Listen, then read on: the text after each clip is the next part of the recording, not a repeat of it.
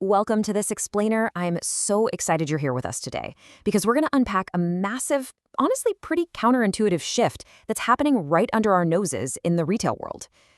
For the last 20 years or so, we've basically been sold this idea that the internet gives us endless choices, right? A truly infinite shelf of products from every corner of the globe. But what if I told you that thanks to artificial intelligence, those endless choices are actually getting smaller? We're going to see exactly why retail shelf space, at least as we experience it, is rapidly shrinking. Okay, let's dive into this. Think about what actually happens when AI steps in and narrows your choices down before your shopping journey even really begins. For years, the whole story of online retail was just about pure abundance. The physical limits of brick-and-mortar shelf space completely dissolved, and suddenly merchants could list absolutely everything. But let's be real, that infinite shelf was always kind of an illusion, wasn't it? I mean, we never actually inspected infinite options. We just relied on search bars and a dozen filters to manage the chaos. Today, generative AI is completely shattering that illusion by making those initial decisions for us. So think about the old way, the Web 2.0 era we're all used to. It was defined by endless scrolling, constantly tweaking filters, and just this fast-paced, overwhelming flood of information where, honestly, you were doing all the heavy lifting. Now, the new way is entirely different. You literally just provide a conversational prompt, like describing an outfit in plain everyday language, and the AI returns this slow, highly curated, and very narrow shortlist of maybe just 3 or 4 plausible candidates. It is a complete game changer for how we buy things. To break this all down, here's our roadmap for today. First, we'll look at how the infinite shelf shrinks. Next, we'll meet the consideration architect. Then, we'll unpack the evidence leakage problem. Fourth, what happens when AI misreads us? And finally, we'll wrap up with the consideration bow tie. All right, let's jump right into part 1, the infinite shelf shrinks and the end of endless choices. If we look back at our recent history, it's pretty wild. In the 2000s, the web dissolved those physical limits I mentioned. Suddenly, you didn't have to rely on whatever happened to fit inside a local store. Then, in the 2010s, we were trying to navigate this infinite sea of options using search engines and marketplace filters. But now, welcome to the 2020s, where AI is actively compressing choice. Now, the actual global inventory isn't shrinking. Stuff is still being made, but the space where a consumer actually considers a product, basically their personal digital shelf space, is shrinking drastically because, well, the machine is doing the filtering now. Which brings us to a really crucial concept, the agentic consideration paradox. Basically, this is the idea that AI can scour the vast global market, expanding discovery on a scale we've never seen, doing a way broader search than any human ever could. Yet at the exact same time, it compresses consideration for you, the individual shopper, by handing you just a few curated answers. So it's a total paradox, right? A much broader market search, but a drastically smaller shelf of options actually presented to the buyer. Moving on to section 2. Meet the consideration architect, the machine in the middle.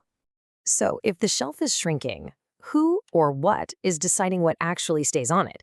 Well, an AI shopping assistant isn't just a helpful little buddy. It is what we call a consideration set architect. Think of it kind of like a really rigid bouncer standing at the door of an exclusive club.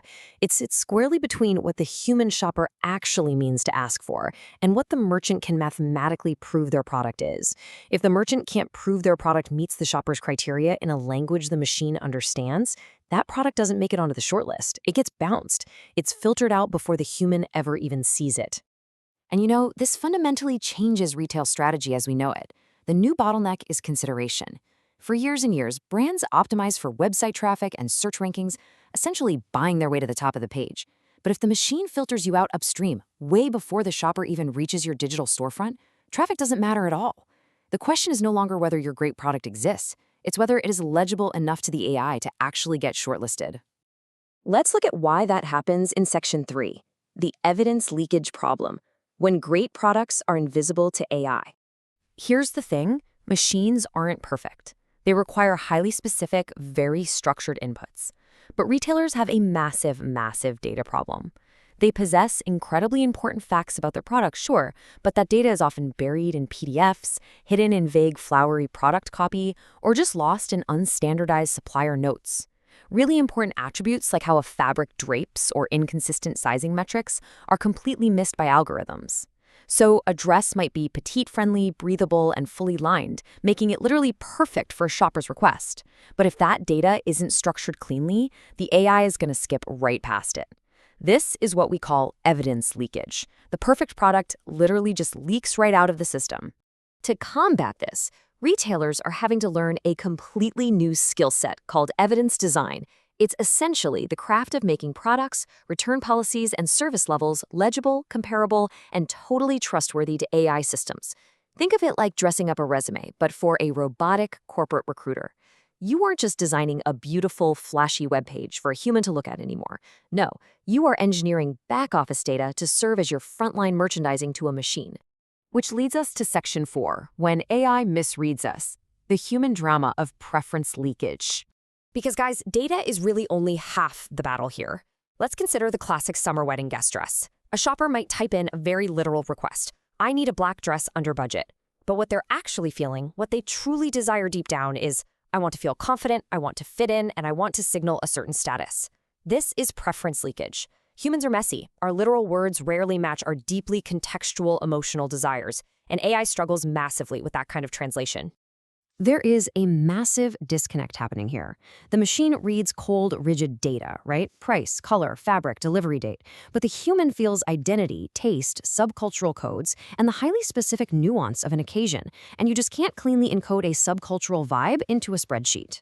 When the system overcompresses choices based strictly on those literal data points, it might generate a perfectly neat shortlist that is just a terrible, terrible emotional match for the buyer. If you look at this comparison, you can really notice the inherent tensions here. The AI's objective is a neat, tidy shortlist, but the human reality is messy context and framing. When it comes to authority, the AI might narrow the options down, but humans, especially in categories like fashion or luxury, will absolutely demand to retain that final judgment. And look at the incentives at the bottom. Humans just want the genuine best outcome for themselves, right? Whereas AI platforms are constantly balancing user relevance with their own monetization goals, like sponsored placements and ads. The machine is juggling multiple, sometimes conflicting objectives. All right, let's pull this all together in Section 5, the consideration bow tie, a mental model for the new ecosystem. So how do we actually make sense of all these conflicting forces? Well, this brilliantly illustrates the entire concept. Picture a bow tie. On the left side, you have this wide, messy human intent, vague, emotional, and super hard to pin down. On the right side, you have the wide array of merchant evidence, attributes, inventory levels, prices, and policies. Right there in the narrow center is the Agentic filter, the AI system that interprets the left and scans the right. That tight knot in the middle, that is exactly where the retail shelf shrinks, and it's exactly where consideration is won or lost. Now, crucially, this bow tie isn't some perfect, empirically validated scientific law. It's a managerial framework. Its entire value right now is forcing businesses to ask two incredibly hard questions. Does the machine understand the customer? And does it understand our catalog? Because if the answer to either of those is no, your products simply are not making the shortlist. So, to survive this massive shift where shelf space shrinks down to almost nothing, retailers have to take immediate, concrete steps long before fully autonomous AI agents even become the norm. They've got to clean up their taxonomies so machines can actually read their data without getting confused. They need to integrate their merchandising teams directly with back-office operations. They have to establish really strict governance over what the absolute truth of a product is, just so the AI doesn't start hallucinating false claims about it. And finally, they need to develop entirely new metrics to measure whether they are even eligible to be seen by these algorithms in the first place. Which leaves us with this final, vital question. The global shelf of products is absolutely going to remain vast. There are still billions of items sitting in warehouses all around the world. But your access to them, your personal shortlist, will not be vast. It will be fiercely, fiercely compressed. So, when an AI algorithm sits in the middle as the ultimate bouncer and builds that tiny shortlist for you, who is really making the choice? Is it the shopper, the merchant, or the machine? Thank you so much for joining me for this explainer. Keep this in mind the next time you search for a product, and definitely keep questioning what you see, and maybe more importantly, what you don't see on your screen.